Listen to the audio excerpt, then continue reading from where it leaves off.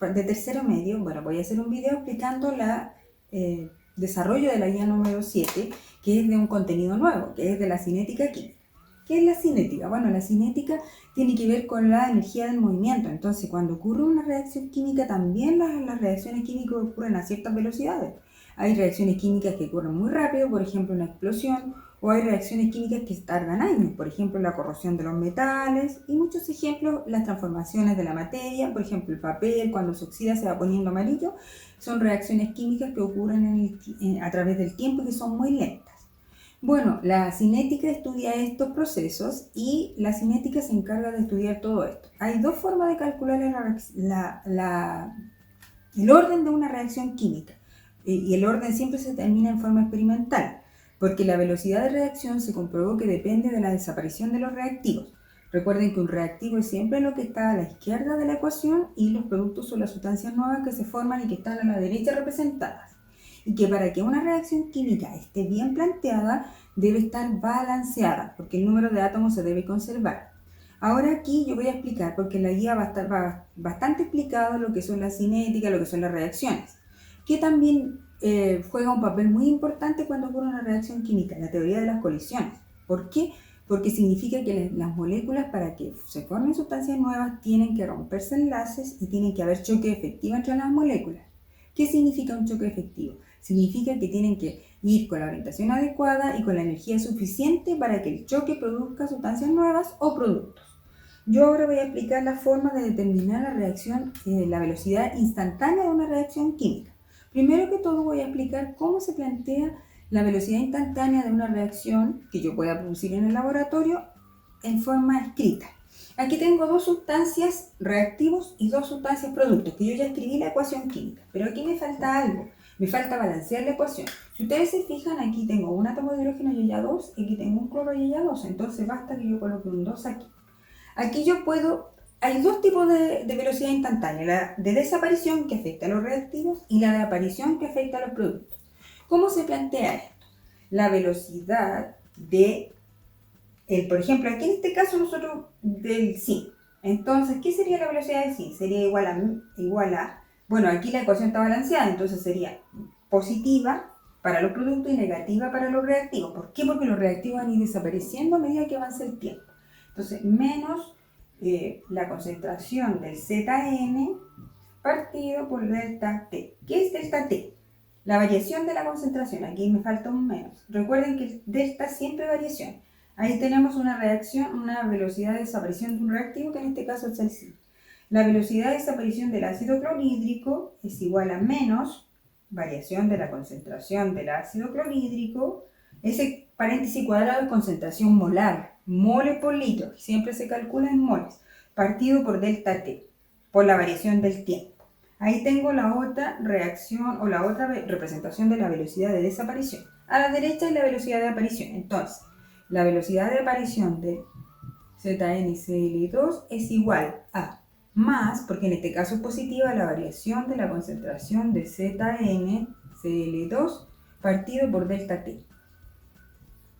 Esa es la de aparición del cloruro de zinc. Y la del hidrógeno sería velocidad de aparición de H2 es igual a más variación de la concentración de H2 partido por delta T. Ya, yo voy a hacer aquí un ejercicio demostrativo. ¿Por qué? Porque si se fijan al lado hay una tablita, entonces voy a calcular la velocidad de desaparición del ácido clorhídrico. Si ustedes se fijan aquí, la concentración a tiempo cero del ácido clorhídrico era 1 molar. Después fue 0,5, después 0,25 y 0,15 a medida que fue avanzando el tiempo. Esta medición se hizo cada 5 segundos. Ahora, ¿cómo voy a ocupar la ecuación para poder balancearla? Aquí falta algo. ¿Por qué? Porque tengo que considerar el coeficiente estequiométrico, entonces sería menos 1 partido por 2. Con esta ecuación yo calculo la velocidad de desaparición a cada intervalo. Entonces, la velocidad de desaparición del HCl es a menos 1 partido por 2, la variación. Tomo la final, 0,5, lo voy a hacer menos 1 partido por 5 menos 0. Siempre voy con el final menos el inicial. Entonces ahí me queda 5 por 2, me queda 10 ahí. Y aquí resto. Me queda 0,5. Entonces 0,5 dividido en 10. 0,05. Entonces ven, 0,05. ¿Y qué unidades tiene esta? Mol partido por segundo. Porque ese es el tiempo mol litro partido por segundo o molar no. ¿Ven? Ahí. Entonces esa la calculé en el primer intervalo. Ahora puedo calcular en el intervalo 1. Voy a calcular en el intervalo 2. Que yo se los pido que ustedes lo hagan en la guía. Entonces de la HCl es igual a menos. ¿Por qué? ¿Por qué aquí hay un menos? Porque se supone que al restar 0,5 menos 1 me da negativo. Pero con el menos de la fórmula desaparece el signo negativo. Entonces ahora sería... Vamos con el otro intervalo. 0,1 medio. 0,25 menos 0,5 partido por 10 menos 5. Ahí. Entonces me da igual 10 abajo, ¿ya? Porque hay que restar ahí 5 por 2 son 10. Abajo me quedaría 10. 10. Ahí, vamos a borrar porque me quedó feo ahí. Tenía el borrador a mano y no me había dado cuenta. Entonces me queda 10 ahí. Y restamos aquí, 0,25 menos 5, 0,25 menos 0,5 me da 0,25 y eso por, me da 0,25.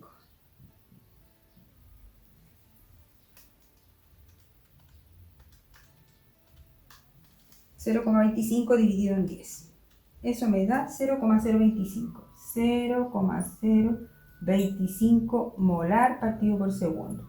Entonces ahí he obtenido la velocidad instantánea. Se puede hacer la siguiente, que sería la velocidad 3 del HCl, que es la correspondiente al último intervalo que está ahí en la tabla, que sería, ahí, ¿ven? Entonces sería 0,15, ahí hay un menos, partido por menos 0,25, partido por 2, 15 menos 10.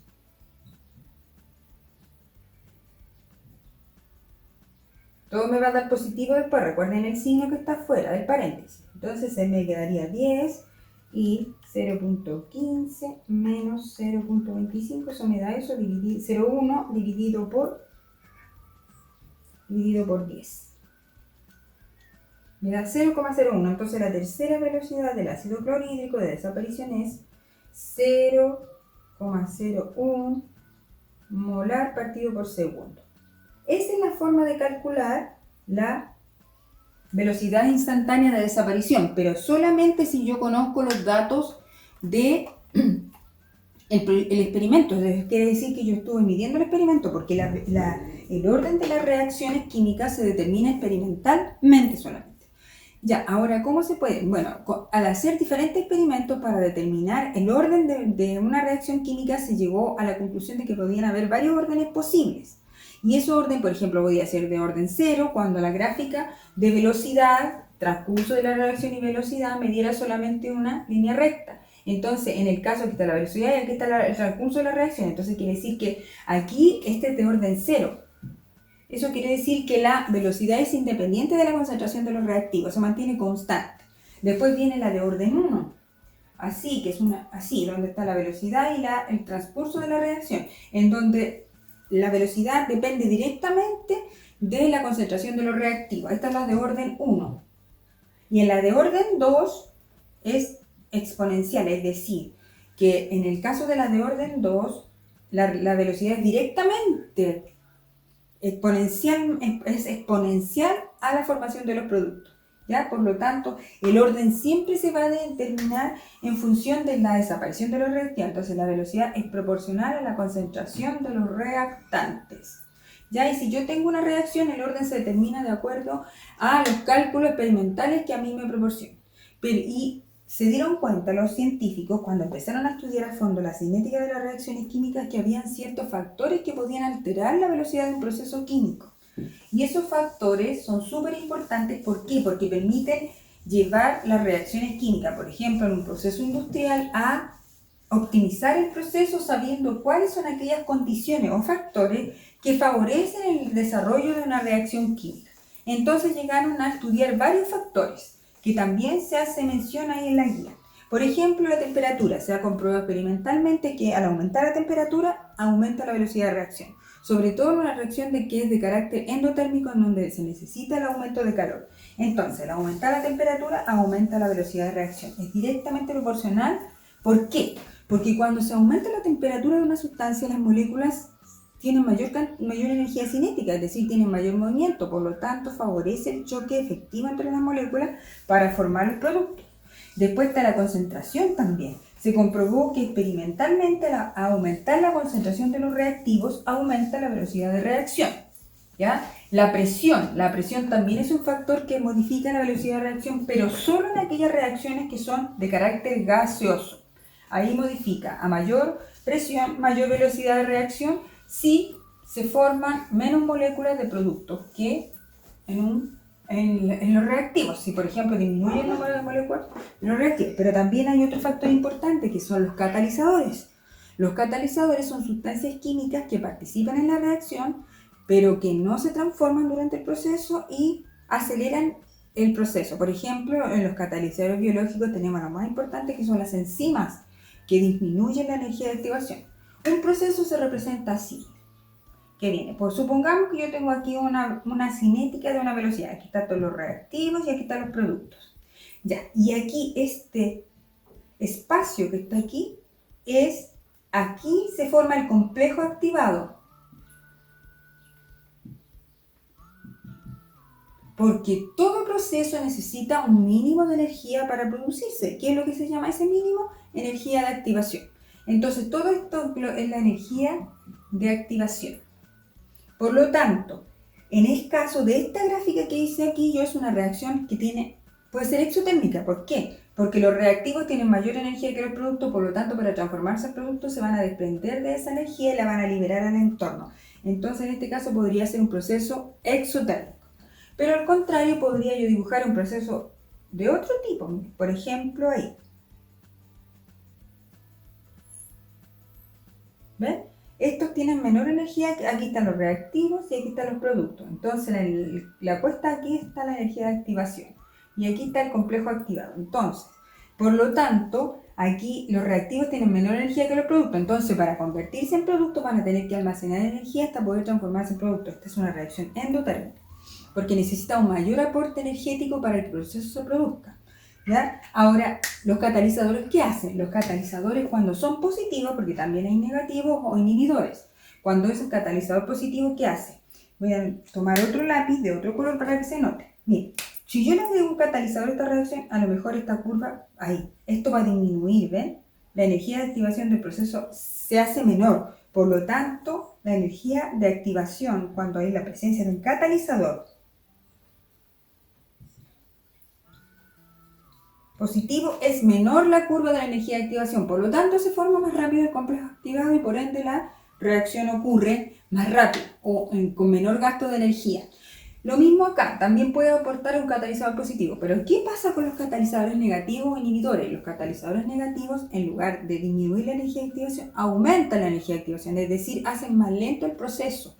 Por lo tanto, también se le puede llamar a esos preservantes, porque por ejemplo las comidas preparadas o los alimentos que uno compra en el supermercado muchas veces tienen preservantes, y los preservantes cumplen como la función de inhibidores. ¿Por qué? Porque hacen que el alimento demore mucho más tiempo en el alimento en descomponerse que si estuviera sin el preservante, ¿ya? Entonces podría ser un inhibidor negativo. Y también recuerden que los catalizadores se utilizaron como una tecnología para evitar la contaminación ambiental colocándolos en el tubo de escape de un vehículo, ¿ya? Esta es la cinética de la reacción. Entonces, un proceso ocurre en un determinado tiempo y ese tiempo tiene que ser medido, puede ser en segundos, minutos, horas, años incluso. Depende de qué proceso se trate, pero tenemos que tener en claro que la velocidad de reacción de cualquier proceso químico depende directamente de los reactivos para transformarse en productos, ¿ya? En este caso también ahora aparece el concepto de reacción reversible, porque en química también hay procesos que son reversibles, que puedo pasar, por ejemplo, que el oxígeno se transforme en ozono y que el ozono después se convierta en oxígeno nuevamente. ¿Cuándo una reacción es reversible? Cuando la energía necesaria para que vaya de A a B es casi la misma para cuando regrese de B a A. Cuando la energía de activación y la energía requerida para el proceso es casi la misma o la misma, el proceso es reversible. pero eso se da solamente en ciertos procesos químicos, no todos. No todos los procesos químicos son reversibles, generalmente son reacciones de carácter gaseoso que son reversibles, más que procesos en los que se formen sustancias sólidas o líquidas, ¿ya?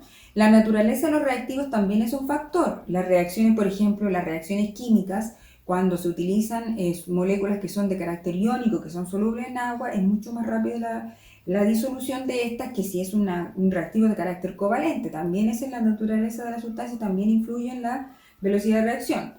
También el estado de división de los reactivos. Cuando uno, por ejemplo, tiene un reactivo sólido y lo disuelve en agua, acelera el proceso porque las moléculas son solubles y es un compuesto iónico, ¿ya? Y la reacción también se acelera. O por ejemplo, si yo tomo una pastilla y la muelo, la pulverizo, la transformo en polvo, va a ser más rápida la acción de que si está en su estado sólido.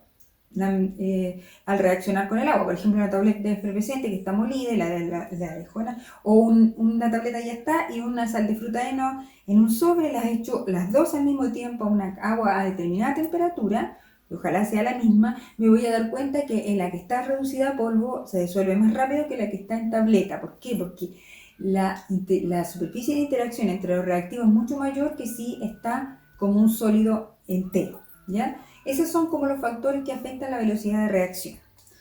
Esas son las preguntas que vienen en la guía y principalmente calcular la velocidad instantánea, que ustedes lo hacen con los datos que vienen en la tabla de valores del gráfico. Puede ser positiva o negativa.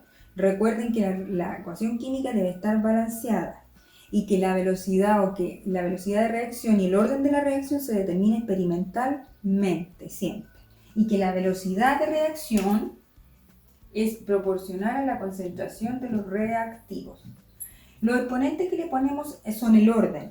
Y por ejemplo, si yo tengo la reacción H2 más Cl2, que me forman 2HCl, ya la velocidad de reacción va a ser igual a la constante de velocidad, que eso se determina por la concentración del H2 multiplicada por la concentración del Cl2. Esa es la forma de representar esta velocidad de reacción.